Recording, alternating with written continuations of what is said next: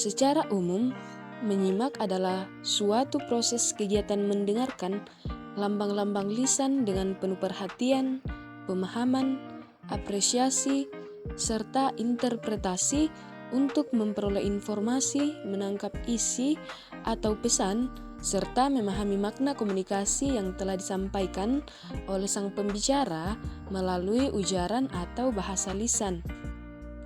Menurut Russell 1959 dan Anderson 1972, menyimak juga bermakna mendengarkan dengan penuh pemahaman dan perhatian serta apresiasi. Sedangkan menurut Kamus Besar Bahasa Indonesia, menyimak adalah mendengarkan atau memperhatikan baik-baik apa yang diucapkan atau dibaca orang. Kata menyimak dalam bahasa Indonesia memiliki kemiripan makna dengan kata mendengar dan kata mendengarkan. Ketiga istilah itu sering menimbulkan kekacauan pemahaman, bahkan sering dianggap sama sehingga dipergunakan secara bergantian. Nah, ketiga istilah tersebut memang agak berkaitan dengan makna, namun tetap berbeda dalam penerapan atau penggunaannya. Jadi dapat disimpulkan bahwa menyimak adalah kemampuan untuk mendengarkan dengan penuh perhatian dan memahami informasi yang disampaikan secara lisan. Kemampuan menyimak merupakan aspek penting dalam berkomunikasi dan memperoleh pemahaman yang baik terhadap apa yang dikatakan oleh orang lain. Yang selanjutnya pentingnya menyimak. Yang pertama, melalui aktivitas menyimak, kita dapat memahami orang lain secara lebih baik. Artinya, menyimak tidak datang secara alami, sehingga kita perlu bekerja keras untuk dapat menyimak secara efektif. Kita dituntut untuk mendengarkan dan memperhatikan pesan-pesan verbal serta nonverbal pembicara. Kita dituntut untuk memahami isi, maksud, dan berbagai aspek lain yang sifatnya kompleks, seperti suasana hati, kebiasaan, motif, sikap, dorongan, kebutuhan, dan pendapat pembicara. Kemudian yang kedua, menyimak penting dalam menyerap informasi.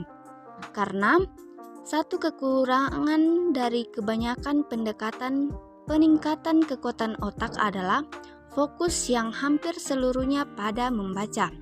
Padahal, statistik dan sedikit pemikiran ahli menunjukkan bahwa kita menyerap informasi 3 kali lebih banyak melalui mendengar, rapat, kuliah, percakapan, radio, televisi, pita audio, dan sebagainya. Alangkah banyaknya kesempatan untuk mendengar. Kemudian yang ketiga, keterampilan menyimak juga menjadi dasar dalam mempelajari keterampilan berbahasa yang lainnya, yakni berbicara, membaca, dan menulis. Menyimak sebagai salah satu kegiatan berbahasa merupakan keterampilan yang mendasar dalam aktivitas berkomunikasi.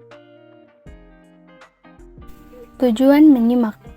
Ada beberapa tujuan menyimak, yaitu yang pertama, menyimak untuk belajar, yaitu menyimak dengan tujuan utama agar dia dapat memperoleh pengetahuan dari bahan ujaran sang pembicara.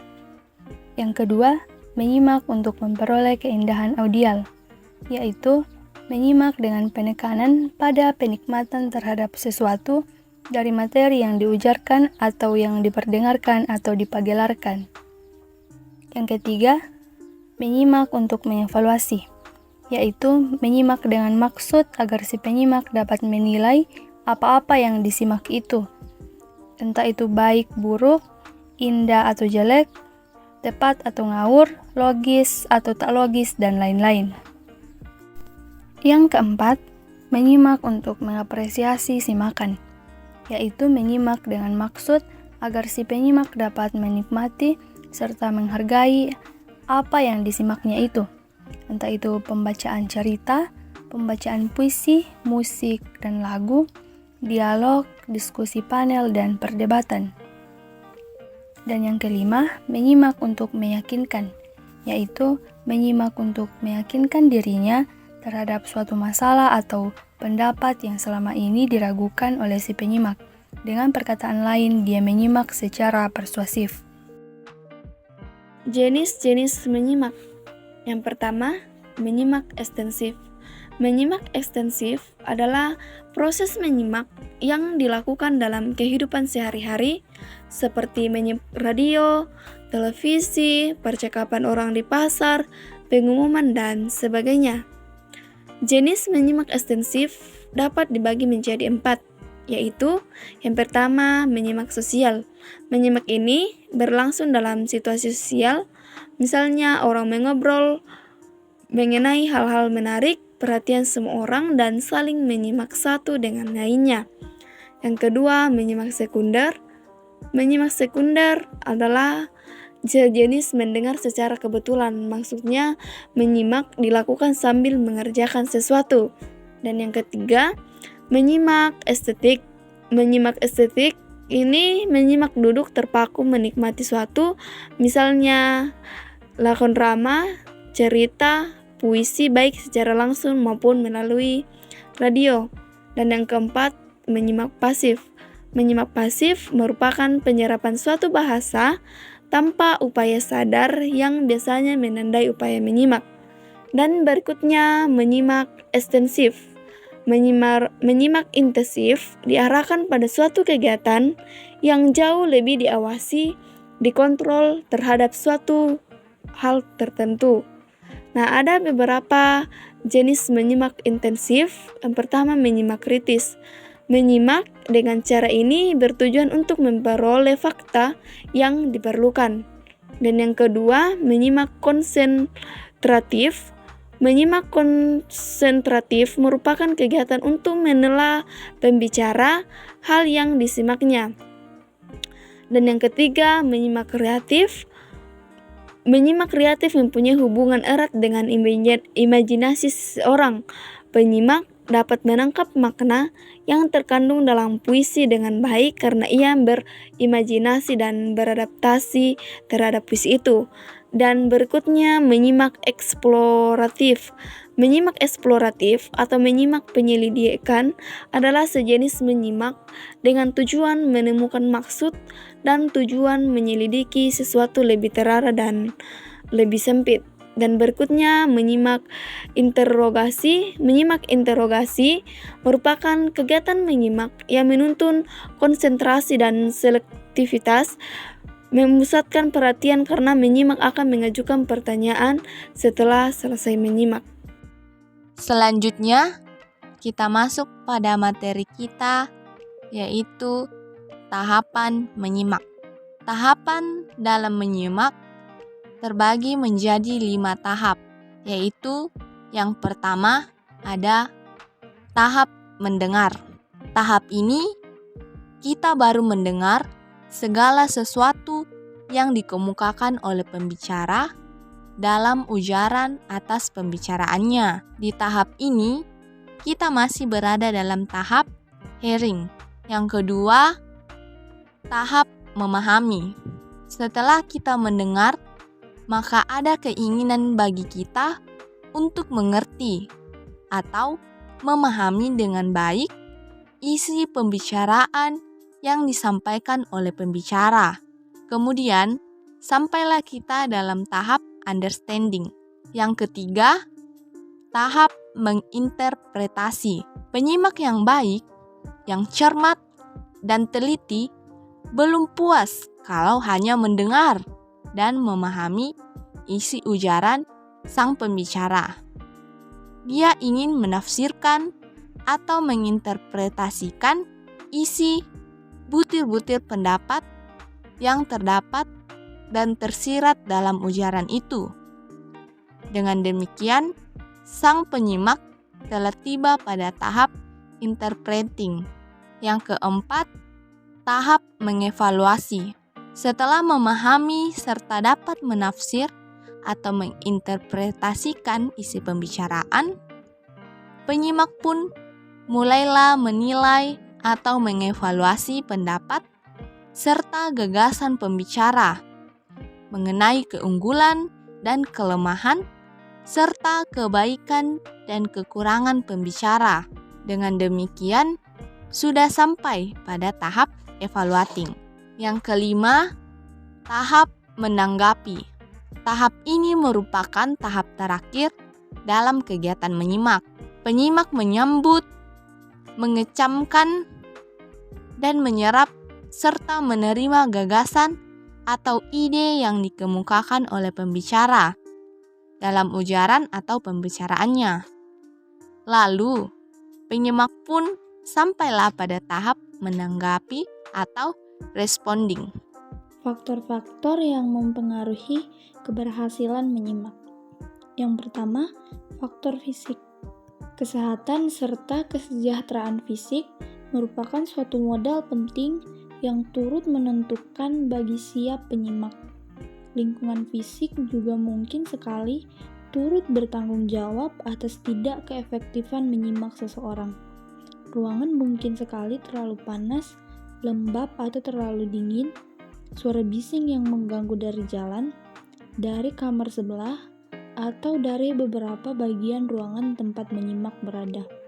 Para hadirin yang bergerak atau berjalan kian kemari seenaknya saja, sehingga juga dapat mengganggu orang yang sedang menyimak.